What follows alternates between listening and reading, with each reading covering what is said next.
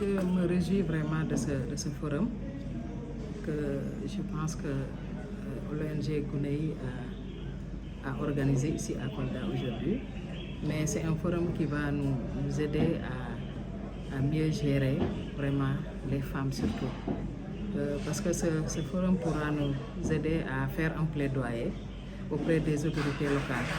On va faire un plaidoyer, on va aller voir le maire de Kolda, de Djoula-Kolon, de Saré-Bidji, de presque de tout le département, voire même la région de Kolda, pour qu'on puisse vraiment être affecté, pour qu'on puisse avoir des terres.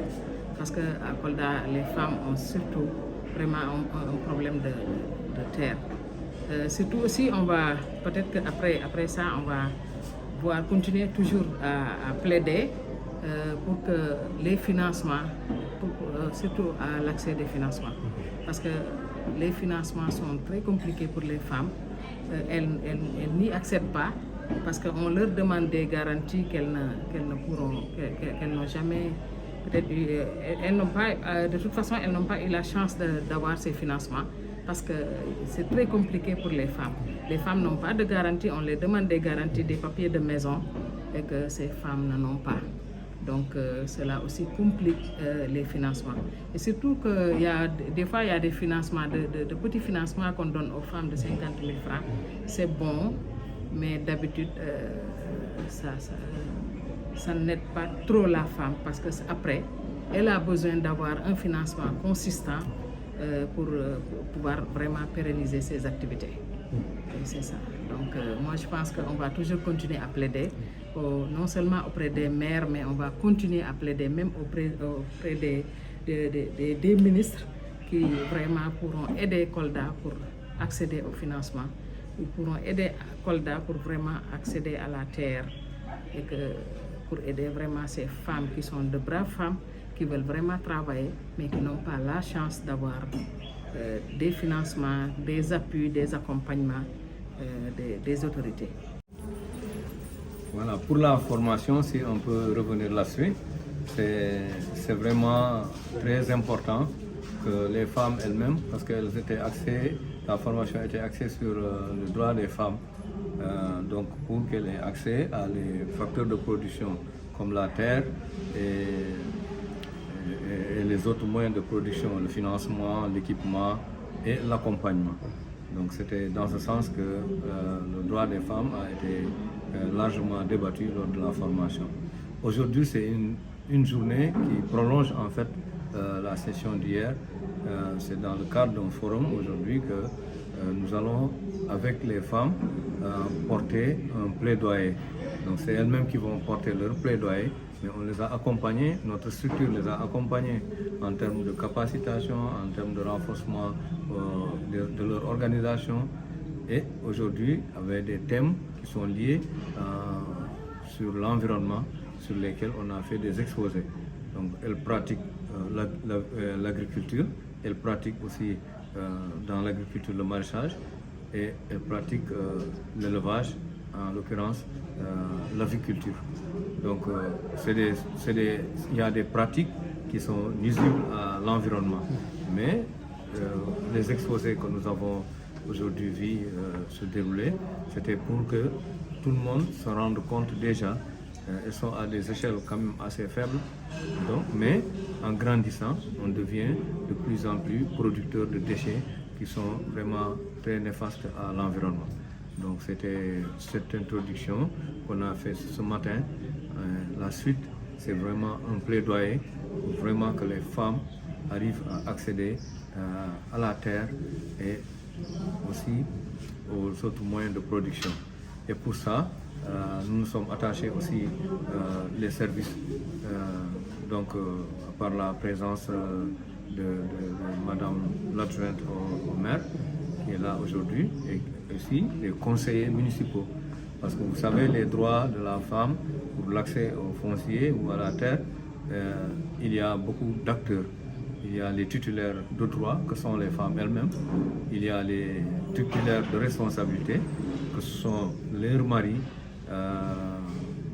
les hommes avec qui elles vivent dans leur maison, que ce soit dans les grandes maisons, où il y a les frères, où il y a les frères du mari ou bien ou d'autres hommes, le chef de famille. Et ces femmes, elles sont parfois dans les grandes maisons où il y a la grande famille. Donc elles ont parfois des problèmes pour faire des activités génératrices de revenus. Et parfois, il y avait aussi le poids des pesanteurs socio-culturels. Et le mari, il doit donner toujours l'aval ou l'accord. Mais dans ce projet que nous sommes en train de finir et que nous allons aussi continuer, c'est associer tous les protagonistes. Donc les maris, les hommes vivant avec les femmes font partie donc des protagonistes. Eux, ils sont des titulaires de responsabilité. Maintenant, le reste, quand tout est OK, il faut que les femmes là puissent faire des demandes au niveau des collectivités, en l'occurrence les mairies. Donc les mairies vont recevoir des demandes pour des demandes de terre, s'il y a un besoin de demande de terre. Et ailleurs, ça s'est fait déjà dans le Bissau. Il y a au moins une trentaine de demandes que des groupements ont été délibérés, les accordant des parcelles pour les activités de maraîchage. Alors, et donc, on travaille aussi l'autre partie, c'est les titulaires d'obligations. Ce sont donc les autorités locales et renforcées par les autorités administratives. Si on prend, je commencerai par l'aviculture, c'est moindre encore parce que l'échelle de production aujourd'hui n'est pas très elle n'est pas très grande, destructrice de l'environnement. Mais on les apprend les bonnes pratiques donc de gestion des déchets liés dans les exploitations avicoles, si petites soient-elles, mais on commence par là, parce que les questions de l'environnement, ça relève de comportement de tous les jours. Donc à petite exploitation, on doit intégrer ces bonnes pratiques. Bien gérer les déchets, ne pas laisser des emballages en plastique ou des reliquats de médicaments, tout ça au niveau du lieu d'implantation de l'exploitation. Et au niveau agricole, je prendrai l'exemple de ce que nous sommes en train de faire au Bissau dans le cadre du maraîchage. Toutes les pratiques sont agroécologiques. Donc on n'utilise pas d'engrais chimiques ni des pesticides chimiques et autres. Donc il y a des alternatives.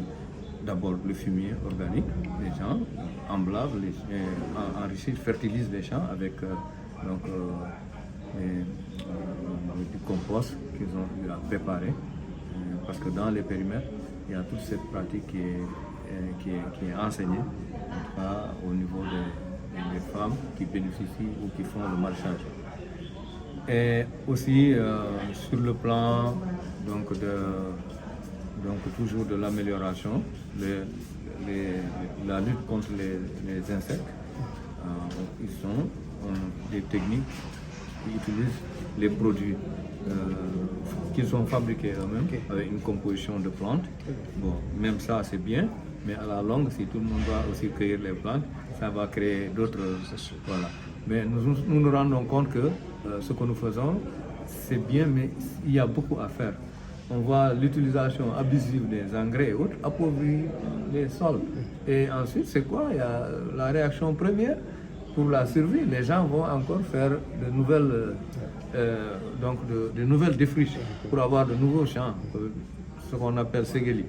Donc ça, c'est des champs bien plus riches parce qu'ils sont bien, mais dans quelques années, avec l'usage de ces engrais chimiques, on va retomber, on va augmenter les surfaces de sol appauvris. Nous pourrons vous annoncer que l'association Gouné va mettre en place une unité de production de poussins, c'est-à-dire un couvoir et un éclosoir qui seront installés au niveau du village de Faraba pour au moins répondre à cette demande, parce que vous n'êtes pas sans savoir que ça a été très difficile les années passées avec le Covid, avec ensuite vraiment l'augmentation des prix partout dans le monde. Donc ça a impacté et la demande aussi forte, de plus en plus forte au niveau de Dakar, de poussins. Et on était difficile à avoir des poussins au niveau de Kolda. Bon, nous avons utilisé beaucoup de stratégies pour regrouper les commandes et assurer le transport et commander directement à des couveurs.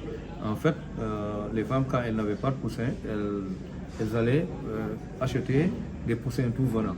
Elles rencontrent quelqu'un avec des poussins dans la rue qui vend des poussins, qui marche en ambulant. Donc, ils achètent des poussins, parfois ils achètent des poussins reproducteurs. Donc, c'est des rebuts parfois des exploitations de reproduction de poulets. Alors, ça, c'est des sujets qui ne vont jamais grandir. Malheureusement, il y a eu des pertes sèches dans certains... Bon. Et la difficulté d'avoir le poussin quand on veut. Par exemple, à l'approche des grandes fêtes, à Dakar, on ne peut plus avoir des poussins. Donc, par exemple, depuis novembre, hein, on n'a pas pu trouver un calendrier pour s'insérer dans les fournitures auprès des fournisseurs de poussins.